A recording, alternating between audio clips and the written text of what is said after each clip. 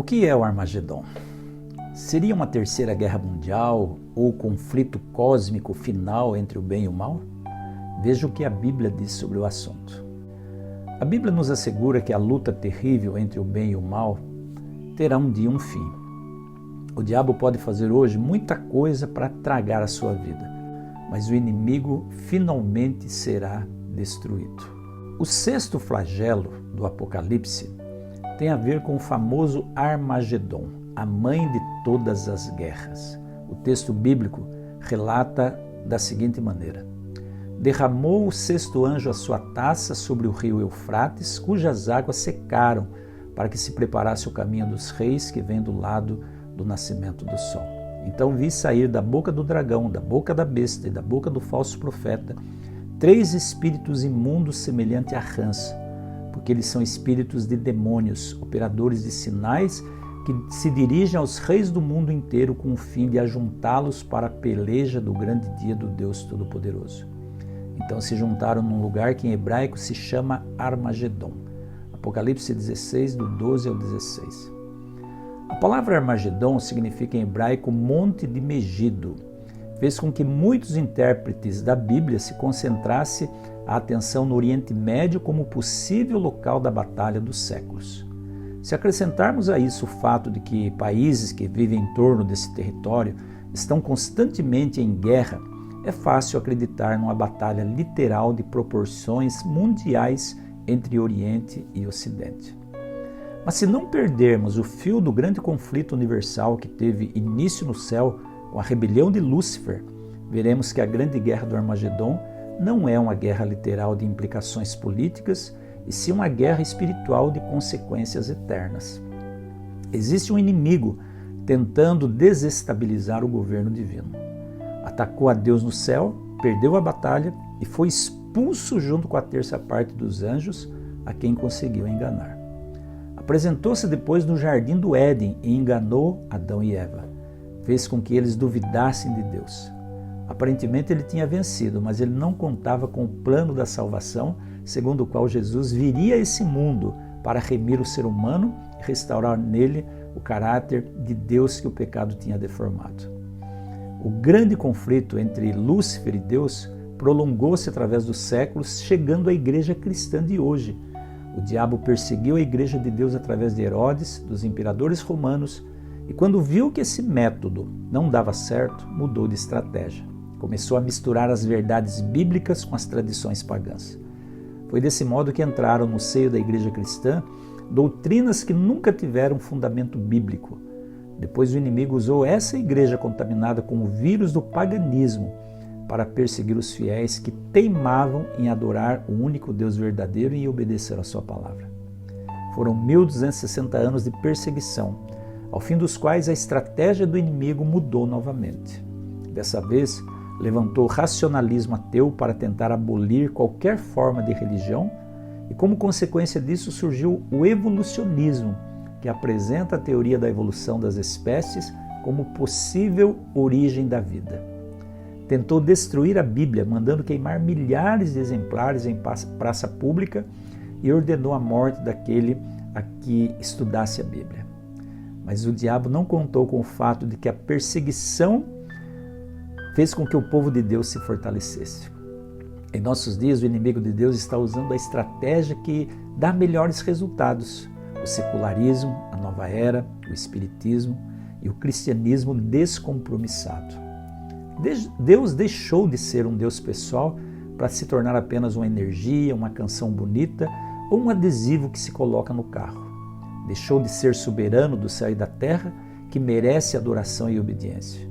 O homem diz que acredita em Deus, mas não se compromete com Ele. Vive como se Deus não existisse, dita suas próprias regras, estabelece seu próprio código moral. A grande batalha do Armagedon não tem nada a ver com guerra política entre Oriente e Ocidente por causa do petróleo do Oriente Médio. O Armagedon é a única e última batalha entre o bem e o mal que está tendo lugar hoje em cada coração. Ao longo dos séculos, muitas ideias têm sido expressas sobre o Armagedon. Profecias não cumpridas têm sido sempre um fértil campo para a especulação humana. A Palestina pode muito bem ser o centro da tormenta de um conflito mundial, mas a batalha de Deus Todo-Poderoso não estará limitado a qualquer terra em particular. Os acontecimentos são muito maiores do que muitos têm imaginado. Não é a situação geográfica que o Senhor dá ênfase, mas sim a revelação daquilo que está em jogo. A terra será envolvida porque toda ela será o cenário dessa última grande batalha. Ninguém pode permanecer neutro. Você é ou não é. A guerra não é com canhões e bombas. É uma guerra de ideias, de ideais. Deus reclamando para si adoração e obediência, e o inimigo exigindo para si as mesmas coisas. Ou então direcionando a adoração e a obediência para qualquer criatura ou objeto menos Deus. O Apocalipse nos apresenta em várias ocasiões facetas dessa grande batalha entre o dragão e Cristo, representado por sua igreja na terra.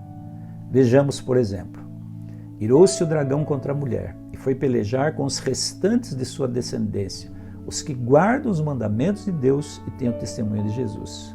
Apocalipse 12, 17. Percebe-se aqui que a ira do dragão é contra pessoas que guardam os mandamentos de Deus e têm o testemunho de Jesus. Obediência e adoração. Lembra-se? Vi emergir do mar uma besta. Foi-lhe dado também que pelejasse contra os santos e os vencesse. Apocalipse 13, 1 e 7. Vi uma mulher montada numa besta escarlate, besta repleta de nomes de blasfêmia, com 7 cabeças e 10 chifres. Os 10 chifres que viste são 10 reis. Pelejarão eles contra o Cordeiro e o Cordeiro os vencerá. Apocalipse 17, 3 e 17, 12 e 14. E vi a besta e os reis da terra com seus exércitos congregados para pelejarem com aquele que estava montado no cavalo e contra o seu exército. Apocalipse 19, 19. Aqui fala-se dos reis da terra com seus exércitos, congregados para a grande peleja. Ao derramar o 6º anjo, a sua taça também, vemos 3 espíritos imundos semelhantes a rãs, e estão congregando os reis do mundo inteiro para a peleja. Que tipo de congregação é essa? Como é que o inimigo de Deus está congregando os seus exércitos para a batalha final? Primeiro é preciso saber que o Cordeiro também está congregando os seus remidos para a grande batalha. Veja como o apóstolo João narra esta cena. Olhei e eis o Cordeiro em pé sobre o monte de Sião, e com ele 144.000, tendo na fronte escrito seu nome e o nome do Pai. Apocalipse 14, verso 1. Aqui encontramos o Cordeiro, Jesus, reunido com 144.000 fiéis no Monte Sião. No Velho Testamento, o Monte Sião era chamado de Monte das Convocações Santas, porque nele se reuniam os filhos de Deus para receber as suas ordens. Agora vemos aqui Jesus com um grupo de fiéis que, segundo o anjo que deu a visão a João, são eles os seguidores do Cordeiro por onde quer que vá. São os que foram reunidos dentre os homens, primícias para Deus e para o Cordeiro. Hoje, Jesus está querendo reunir seus filhos no Monte Sião. Como? Quer dizer que todos os seguidores de Jesus devem pegar um avião e viajar às terras bíblicas para encontrar-se com Jesus? Não. Lembre-se de que o Apocalipse é um livro simbólico. O Cordeiro simboliza Jesus. Os 144.000 simbolizam os filhos fiéis a Deus que o adoram e lhe obedecem. E o que deve simbolizar o Monte Sião? Para entender isso, é preciso saber o que era o Monte Sião no Velho Testamento. Sião era o lugar onde Deus falava. O Senhor brama de Sião e se fará ouvir de Jerusalém. Joel 3,16. Sião era o lugar onde Deus prometia habitar. Sabereis assim que eu, o Senhor vosso Deus, que habito em Sião, meu santo monte. Joel 3,17. Sião era o lugar onde Deus queria congregar os seus remidos. E acontecerá que todo aquele que invocar o nome do Senhor será salvo, porque no Monte Sião e em Jerusalém estarão os que forem salvos. Joel 2,32. Perguntamos hoje, qual é o lugar onde Deus quer falar aos seus filhos? Qual é o lugar onde Deus promete que se 2 ou 3 estiverem reunidos em seu nome, Ele ali estaria presente? Qual é o lugar onde Deus está congregando seus fiéis de todos os cantos da terra, aqueles que guardam os mandamentos de Deus e têm o testemunho de Jesus? A resposta é óbvia. Deus está reunindo hoje seus filhos em sua igreja. Essa é a visão de Apocalipse 14. Essa reunião estará acontecendo hoje, em nossos dias. De que maneira? Vejamos. Deus tem um instrumento para chamar seus filhos e congregá-los na sua igreja hoje. Esse instrumento é a tríplice mensagem angélica apresentada no mesmo capítulo 14 de Apocalipse. Olha o que diz a primeira mensagem. Temei a Deus e dai-lhe glória, pois é chegada a hora do seu juízo. E adorai aquele que fez o céu, a terra, o mar e as fontes das águas. Apocalipse 14, 7. Esse é um chamado a adorar o verdadeiro Deus e é também o anúncio da hora do juízo. A segunda mensagem diz: Caiu, caiu a grande Babilônia, que tem dado a beber a todas as nações do vinho da fúria da sua prostituição. 14, 8. Esse é um chamado para estar alerta diante das adulterações da pura doutrina bíblica. E a terceira mensagem: se alguém adorar a besta e sua imagem, recebe sua marca na fronte ou sobre a mão, também este beberá do vinho da cólera de Deus, preparado sem mistura no cálice da sua ira, e será atormentado com fogo e enxofre diante dos santos anjos e na presença do Cordeiro. Apocalipse 14, 9 e 10. Esse é um chamado à obediência e à observância do dia do sábado como dia de repouso, que é o selo de Deus. A única maneira de não receber o selo da besta. A marca da besta, o selo da besta, é o selo da apostasia. É através da proclamação dessas três mensagens distintas que Deus está reunindo seus filhos hoje no Monte Sião, símbolo da sua igreja. Todos aqueles que ouvem e aceitam a mensagem de Apocalipse 14, que entregam o coração a Jesus, decidem adorá-lo e obedecer aos seus mandamentos, aceitam o convite para congregar-se no Monte Sião. Por outro lado, o inimigo de Deus também está congregando seus súditos no Vale do Armagedon, utilizando uma tríplice mensagem angélica falsa. Então, diz a profecia, vi sair da boca do dragão, da boca da besta e da boca do falso profeta, 3 espíritos imundos semelhantes a rãs, porque eles são espíritos de demônios, operadores de sinais, e se dirigem aos reis do mundo inteiro com o fim de ajuntá-los para a peleja do grande dia do Deus Todo-Poderoso. Apocalipse 16, 13 e 14. Adore qualquer coisa, menos a Deus, embora você pense que o está adorando. A alma não morre, ela é eterna. Reencarna ou continua vivendo como um espírito desencarnado. Não obedeça a palavra de Deus, não dê importância aos seus mandamentos, porque eles são obsoletos. Esse é o quadro geral.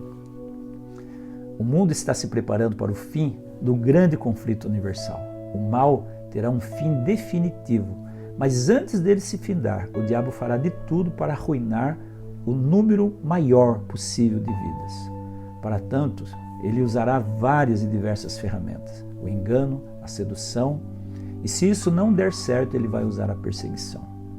Os espíritos imundos, operadores de sinais, eles vêm acompanhados de milagres, prodígios, curas, através de médiuns, de falsos pastores, de extraterrestres, ou qualquer que seja. Felizmente, Deus nos chamou a obedecer a sua palavra, a única garantia. A palavra de Deus é luz em meio às trevas, é âncora no meio de um mar agitado.